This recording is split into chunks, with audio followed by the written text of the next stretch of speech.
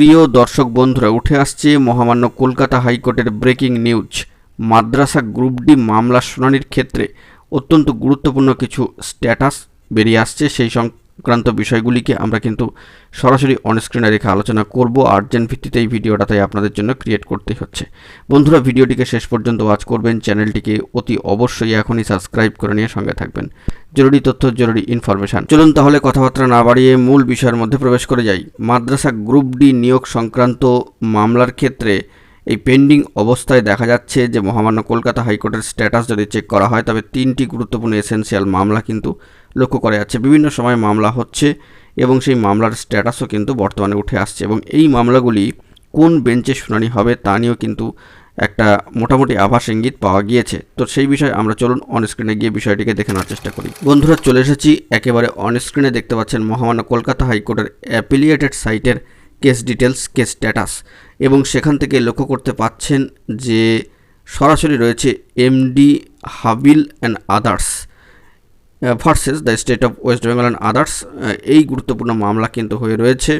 অবশ্যই first hearing date ছিল 27শে September 2024 এবং পরবর্তী ডেট অর্থাৎ নেক্সট হিয়ারিং ডেট কিন্তু ইজ নট গিভেন, অর্থাৎ এখনও পর্যন্ত আসেনি।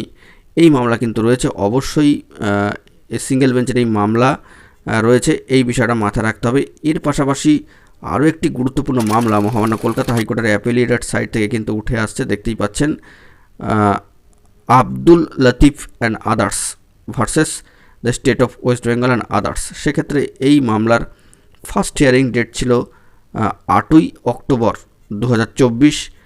নেক্সট হিয়ারিং ডেট কিন্তু পড়ে রয়েছে, যেটা দেখতে পাচ্ছেন আপনারা অন স্ক্রিনে, 2রা ডিসেম্বর 2024, অর্থাৎ এই মামলা আগামী ডিসেম্বরের জন্য কিন্তু রয়েছে। সিঙ্গেল বেঞ্চের গুরুত্বপূর্ণ মামলা। অন্যদিকে আরও একটি গুরুত্বপূর্ণ মামলা অন স্ক্রিনে দেখতে পাচ্ছেন ব্যাক টু ব্যাক, যে Hafizul Haque and others versus the state of West Bengal and others.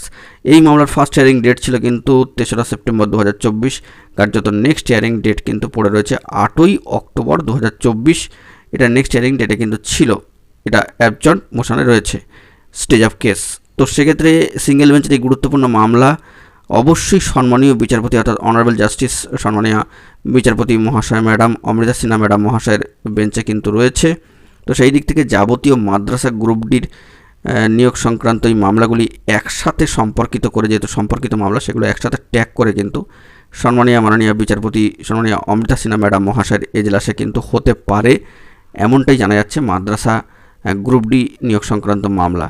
তো পেন্ডিং স্ট্যাটাসে কী উঠে আসলো তা সবটাই তুলে ধরলাম। এখন এই পর্যন্তই। গুরুত্বপূর্ণ আপডেটগুলি পাওয়ার জন্য চ্যানেলটিকে সাবস্ক্রাইব করে সঙ্গে থাকুন। ধন্যবাদ।